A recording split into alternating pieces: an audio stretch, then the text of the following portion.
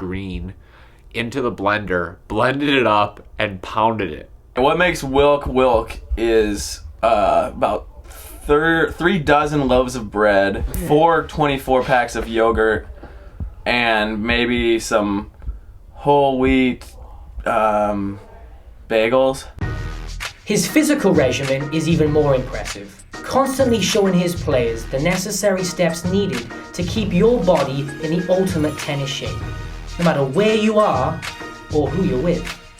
I would get up in the morning around 6:30 or so, and he's already down in the exercise room, and he's doing an hour and a half of his cardio each morning. If you've ever been a freshman on the road, you've definitely seen him doing push-ups and the bicycle, usually in his tighty whities. It was always the late night, sit-ups and push-ups down by the bedside. The bicycle crunches over and over again, very intense. He's up at 4 in the morning and they have to get up with him. I mean, he's going to do his thing, and he's going to do it day in and day out. No, can't blame the guy, I guess. He had to stay in shape to beat all of his players on the team, which he was very good at. Always leading by example, Wilk would often participate with the team in conditioning, making every opportunity a learning experience. He always kind of made things work, and I've got a great story that I always tell people about Wilk that kind of illustrates that a little bit. We're at a warming up in front of, it was a pre-match thing, whatever, and we were warming up before this match. A whole bunch of people were kind of standing around,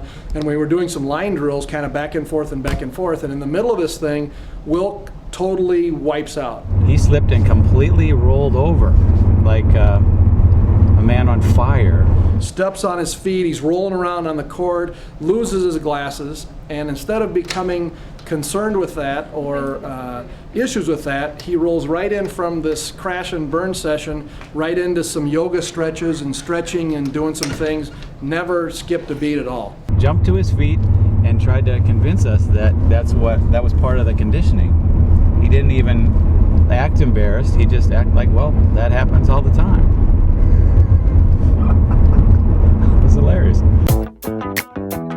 Wilk's players were starting to come together, and the effects of his teachings were translating into victories. He continued to grow his program, capturing his first national team title in 1980. He followed up with a repeat title in 1982, and a few individual championships as well. Wilk was on top of the world. In 9 years, he had taken a fledgling, no-budget Minnesota-based tennis program and turned it into the most revered team in the country. He had made a name for himself and found a winning strategy. But he didn't stop there. For most college coaches, winning a national championship would be the pinnacle of their career. And while this was a milestone for Wilk, it was just one part of the Gustavus tennis experience. He continued to set examples for his players to follow long after their college tennis days were over. Growing up in a working-class family, Wilk learned the value of money from an early age. As I grew up, I didn't have any money. When I went to college, I earned everything. I worked every summer. These financial lessons would go on to become an integral part of being a Gustavus tennis player. And there were a lot of them. Getting our per diem money, we always had to be right to the cent. When we'd be going into Subway or McDonald's. I personally thought they always shorted us. Yes, maybe we didn't quite always get our money. One of the things that stands out is his unique eating habits. Our spring breaks were absolutely a memory that you can't get rid of. Breakfast outside of the vans on spring break trips. Yes. One jug of orange juice for the whole team. Right, and some bagels. That was usually the food we got. We didn't necessarily go out to breakfast. He brought breakfast to us, and he probably took it from the continental breakfast at the hotel. You never know. You never know what you're going to eat, but it's going to be cheap.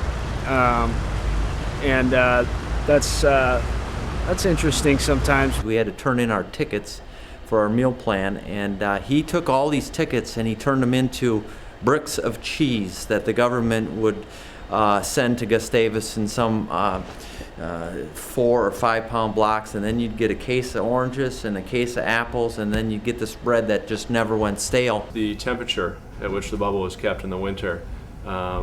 First couple January practices, I remember wearing a stocking cap.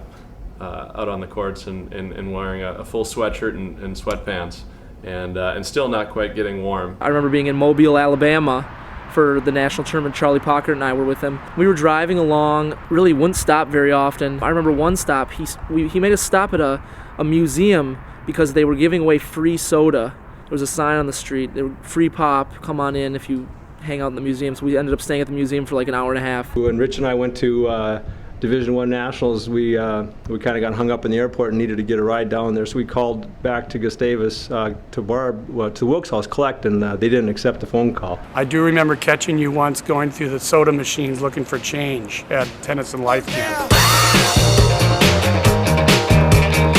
Wilk's superior budgeting skills came in handy when he began taking his comparative religion classes and tennis players on trips to Hawaii, Australia, and many other exotic locations.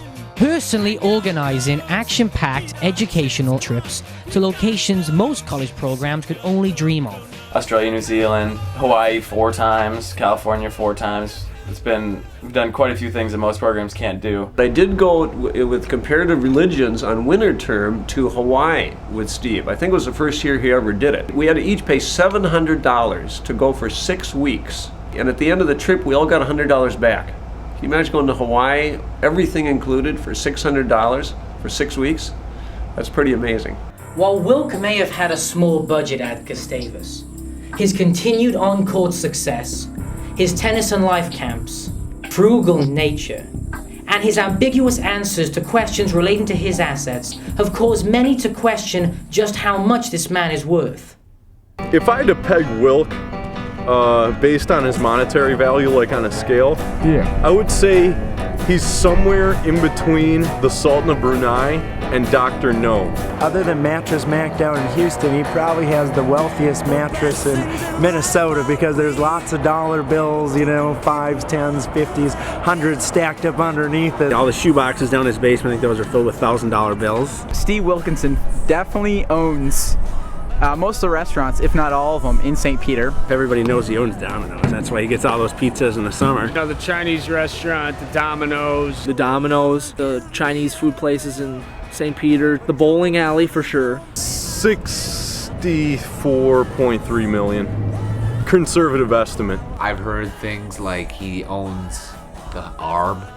He owns the entire land the bubble was placed on. When he came to Gustavus, he bought all the land around it, bought the cemetery. Now he gets commission each time somebody's placed in the cemetery. He owns Kiahuna Plantation. I've always heard that he had some $1 million house out in on the St. Croix. Brimming with curiosity, some of his players decided to confront Wilk about exactly what he owned. I called him one night and asked him if he'd owned the Domino's. We were like, Coach, don't you own Subway, McDonald's, a Dairy Queen, the car wash, and that gun store in town? He's like, and herbs and gerbs, right? He said he didn't, just straight out, about any of that stuff. So I don't know. I'm not sure. He's in the tennis crowd. He's in the restaurant business, obviously. I feel like he's got a hand in every honeypot. I mean, he owns half that town, if not all of it. He might own that whole town. For all he might own Mankato. Another lesson was the importance of time management, being efficient in all aspects of our lives, especially sleeping. We heard many stories about his bionic nature. Many times he would talk to us about the alarm clock in his head. He doesn't sleep very often. It's a luxury he can't afford. He'd stay up late, get up early. He trained his body and his mind to only need about 4 hours of sleep a night. No one gets more out of a day than Coach. I think we all know that. If you've gotten any of his emails at 2:30 or 3 o'clock in the morning. Some of his emails are coming out at 4 a.m., 2 a.m., maybe he's just sleeping in between and then has an idea and emails it out at 2 and 4 a.m. The man gets things done. And he just goes from morning till night and doesn't stop and doesn't seem to have any weaknesses. I mean, he was an amazing thing. He didn't get injured. He was always a great player.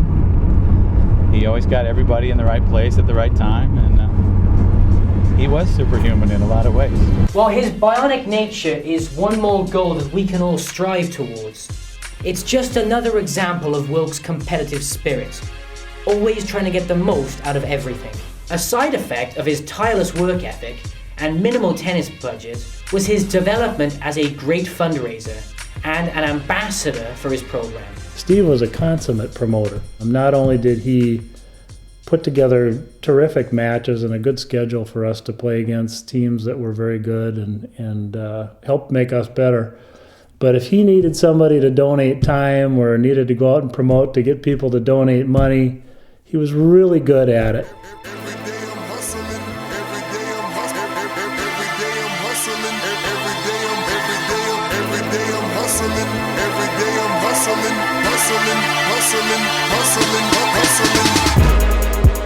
He used every opportunity he had to promote Gustavus, recruit volunteers for tennis-related activities, and provide exposure to Gustavus as a player.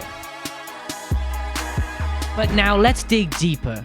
More important than these memorable character traits was the coaching philosophy and long-lasting impact he left on his players.